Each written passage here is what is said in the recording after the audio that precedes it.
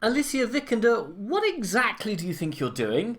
Are you trying to prove to your husband that you can have a big budget based on a video game hopefully started with a franchise film misfire as well as him? Because you don't do stuff like this. You do amazing performances in small art house films that are seen by maybe 15 people, but everyone claims to have seen. Did you learn nothing from The Man from U.N.C.L.E. or Jason Bourne?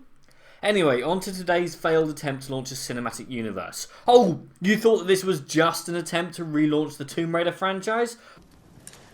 Oh, my sweet summer child, what do you know? Do you not know that producer Adrian Ascarie has told IGN in an interview that he would like to oversee a film universe with Just Cause, Hitman, Tomb Raider, Deus Ex and Thief? And good luck bringing those very different games into one consistent film universe.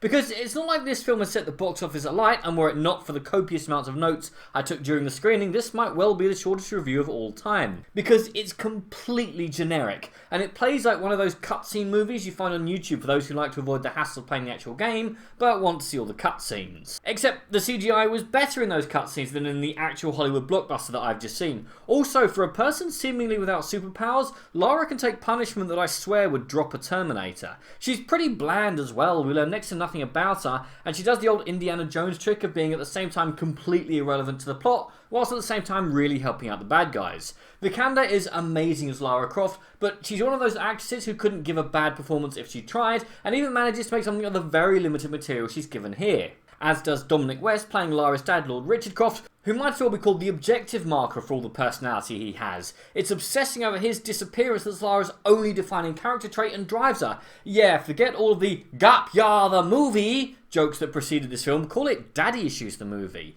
Even the plot description from IMDb, quote, Lara Croft, the fiercely independent daughter of a missing adventurer, must push herself beyond her limits when she finds herself on the island where her father disappeared, contains 2 references to the man, and if you're wondering about her mum, she gets mentioned once, doesn't appear in a single frame of the film, and I've spent more time on her than the damn film. Anyway, Lara goes to a mythical island to find out when her dad is making a new season of The Wire, and then has to save the world from an ancient cult called Trinity, which is trying to use an ancient Japanese emperor to wipe out or take over the world, and she has to do it all without cracking a single joke. I'm serious, the only time we get anything close to a comic relief character is when Nick Frost wanders in from a different film for an irrelevant 2 minutes, upsets the grim Nolan-esque tone, and then wanders off again, leaving nothing but a vague sense of confusion in his wake. I mean, I rewatched the original films this week, thanks iPlayer, and there's a sense of fun and wonder and Jolie having fun whilst enjoying a nice break from acting. But there's none of that here. Vikander is too good an actress to slum it for a paycheck. She's intense and driven, but this is a film that needed more fun in it.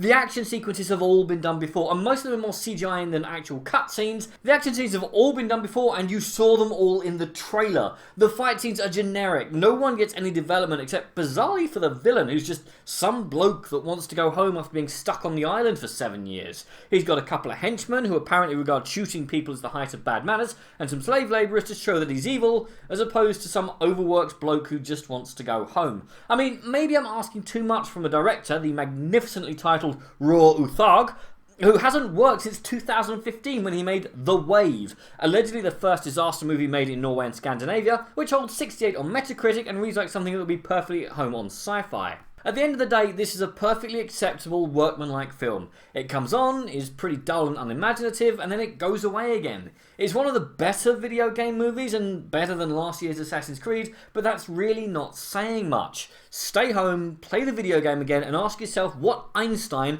arranged for it to be released the week before Pacific Rim 2 Rim Harder and A Wrinkle in Time.